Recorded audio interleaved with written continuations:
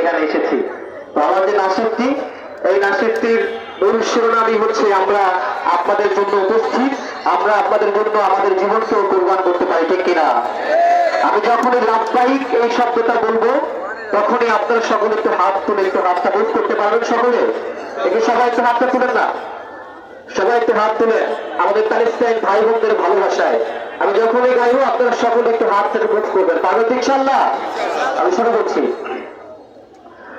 জনাবে ওমর কি ললকার বন্না है सलाहुद्दीन की यारो तुम्हें तलवार बनना है, तुम्हें उस्मान सल्तनत की एक शाहकार बनना है, तुम्हें लश्कर सरबराहे सिपाह सालार बनना है।